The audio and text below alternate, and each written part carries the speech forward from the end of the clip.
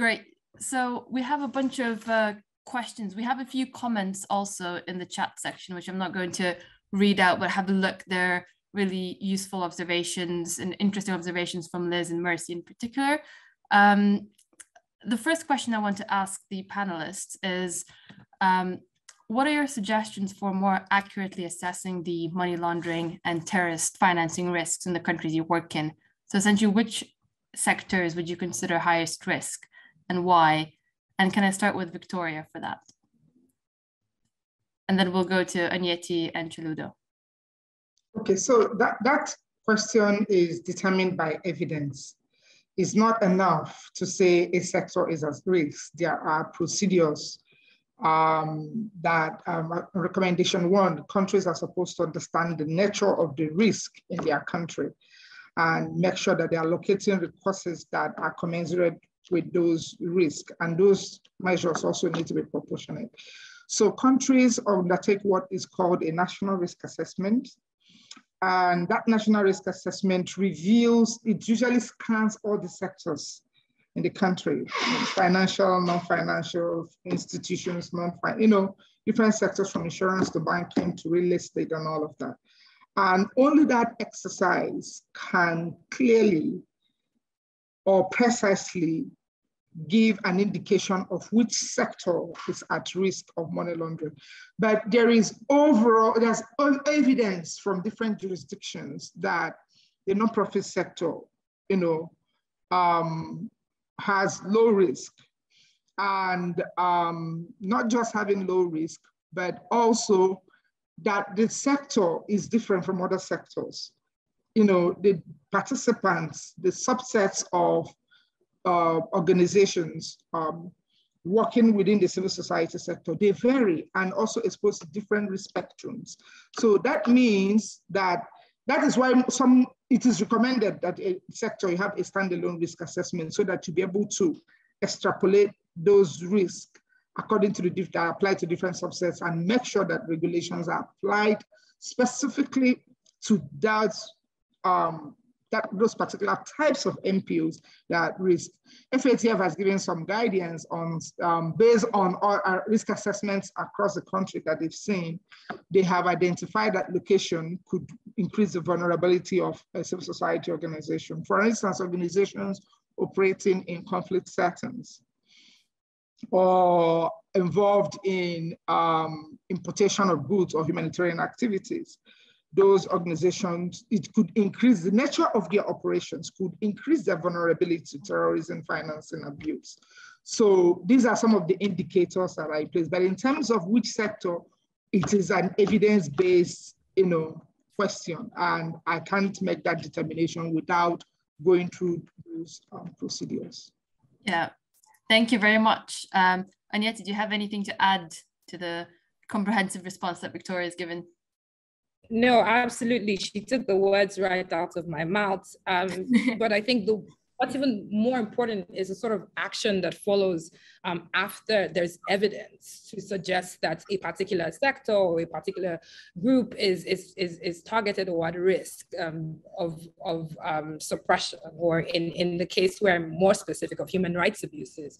So it's the sort of action that follows after. It's not enough to say, okay, these groups are at risk, and so what next? There has to be concerted action, both in terms of policies that negate the sort of risk that these groups are facing, and really pressure on the authorities to be able to move in a direction that is addressing a lot of the risks that have been highlighted. So I mean, my focus is on human rights, especially within the context of counterterrorism legislation.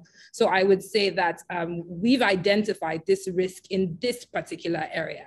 And so now we can move to that point if there is the political will locally and internationally to do so, to be able to assess what some of the answers to these broad legislation or these broad regulations, especially in terms of human rights and counter-financing, can be. So let's move on from there. Where there's political will, there will be answers that come out of these sort of risk evaluations. Great, thank you.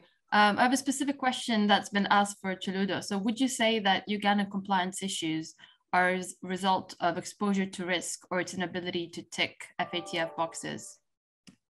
Hello, afternoon again. Yes.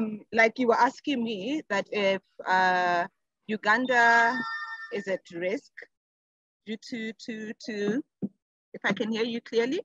Yeah, so it's a question I received from a participant, and it's Yes. asking, would you say that Ugandan compliance issues are a result of exposure to risk or its inability to tick FATF boxes? I could say it's also exposure to risk, and also the FATF. The FATF not being able to implement the recommendation well. So I could say that, yeah, both issues are, but mostly as a result of the lack of clarity in terms of understanding of what recommendation is all about, what it entails, the broad definitions or vague terms that are used has also led Uganda to also take advantage of such issues. Great. We are running out of time. We have, I would encourage continuing the conversation later on, but just very quickly, one question that's been asked, which is a very interesting one, is the FATF standards have led to the debanking of women in vulnerable economies. And what has been the role of NPOs in correcting this?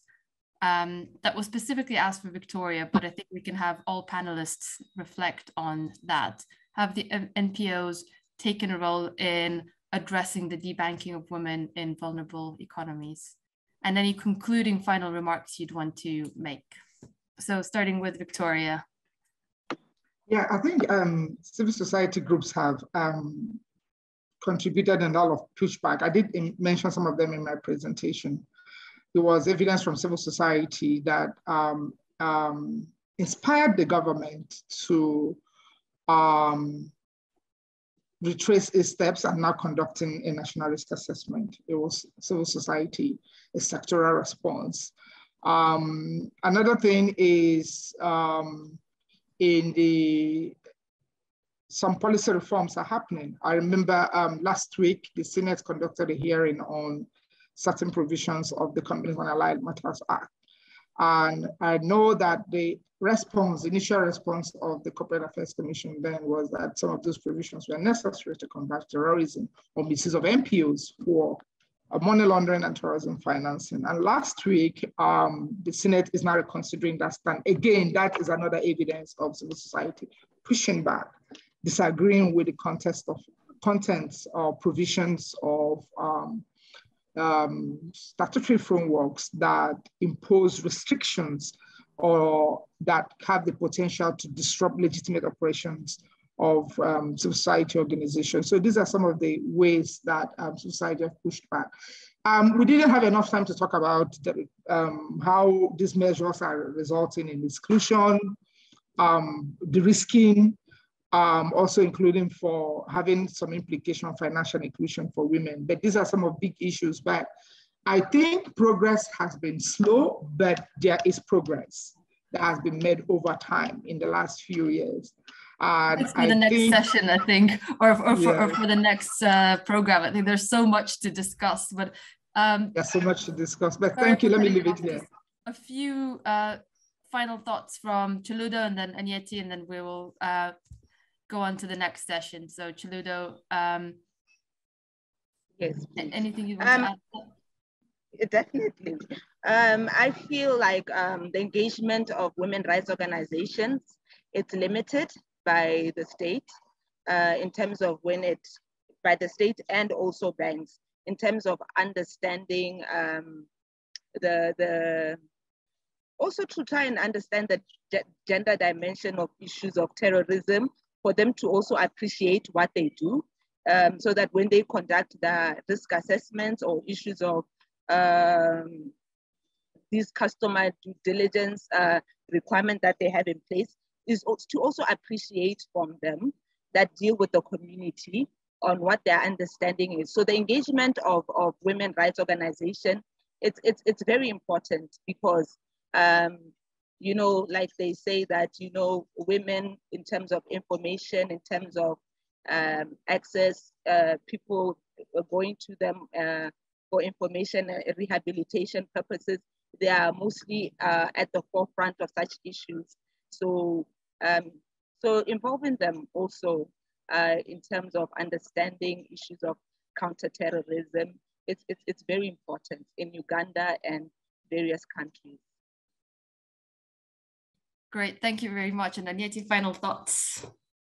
And not much to add, but really just to echo the last speaker's words on, you know, involving a really wide group of people who at risk of, you know, suffering, whether it's human rights abuses or other issues as a result of EML or CFT standards, CTF standards, and really ensuring that the process is robust enough to not only highlight the failings or the shortcomings of the laws or the regulations or the procedures in place, but it gives room to be able to foster the sort of conversation that allows for recommendations that are taken into consideration and hopefully implemented. Great. Well, thank you very much. And I'd ask everyone to join thanking the panel. It's been a very, very good conversation.